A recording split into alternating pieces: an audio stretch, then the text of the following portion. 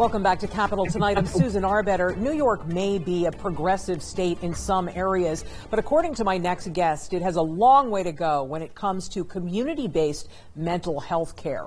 There are workforce shortages, reduced access to care, and a lack of affordable housing. And as you know, the mental health crisis has only become more widespread since the onset of COVID.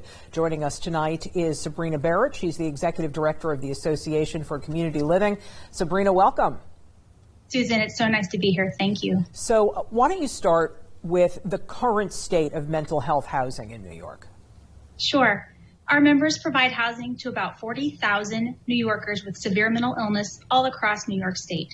And that housing ranges from congregate care settings where those residents start with 24/7 care and they work toward independence and recovery until they can live independently in apartment-type settings in their communities. We recently surveyed our members because we were curious about the demographics of that population. And what we learned is that more than 40% of those 40,000 are age 55 and older, and about a third of them are age 65 and older.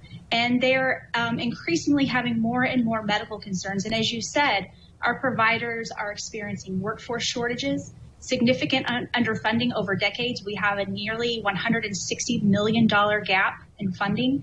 And so it was really no surprise to us that more than 70% of our housing providers said they're just not equipped to be able to help residents with their medical issues. All right. So basically what we're talking about is people who need mental health services, who are aging, need the supports that all older people need. Can you give us an example of what you're talking about?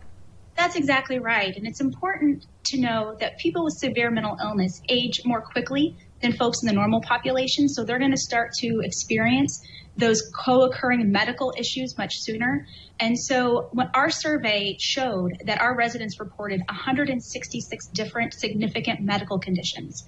The most prevalent were hypertension, COPD, diabetes, dementia, mobility issues, all the things that you think about normal folks as they get older and need help with those medical issues. And these folks, many of these people will not be able to go to nursing homes because nursing homes won't take patients with serious mental health issues, will they?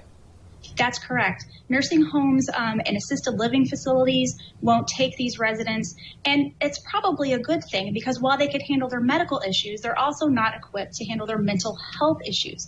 And so our goal is we want to keep our residents in the independent environment that they're in for as long as possible, just like you would want to keep your parent or your grandparent who's experiencing those issues in their homes where they have the staff that work with them who they trust and who they've been with for so long. Now, the governor has provided this group with unprecedented funding and other supports in her executive budget. But you are requesting that the legislature develop a temporary commission to study aging in place in mental health housing. What are you hoping that results in? Yeah, we are so thrilled with the governor's executive budget proposal. It's the most funding these residential programs have seen ever since they were created. We're looking at 100 impressive for rate increases. We're really thrilled, and the funding is going to help. It's going to help give our direct care staff, some raises so that we can help retain and recruit better staff and hopefully alleviate some of the workforce shortage that we have. But the reality is that direct care staff is not medically trained. Our program funding does not provide for healthcare aides or nursing staff or anything that would enable us to keep these residents in their homes.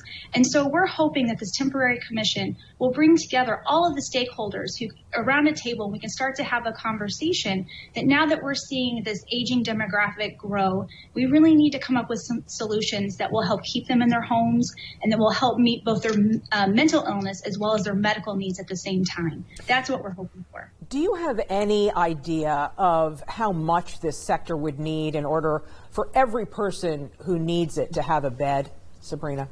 I don't have an exact figure, but what I do know is we only have right now about 180 geriatric congregate care beds in the entire state. And we're looking at needs of thousands of aging New Yorkers. So I don't have an exact number, but I can tell you that if we can make some solutions to keep these folks where they are, that it's going to cost much less for the state than putting them in other kinds of places, like a hospital, for example. Hospitals cost so much more than keeping residents independent and in their homes. So this is the right thing to do because it will help these folks maintain their independence. It will help them with their mental health issues as well as their medical issues. And it's also going to end up saving the state money as well. Sabrina Barrett, she is the executive director of the Association for Community Living. I want to thank you again. Thank you so much.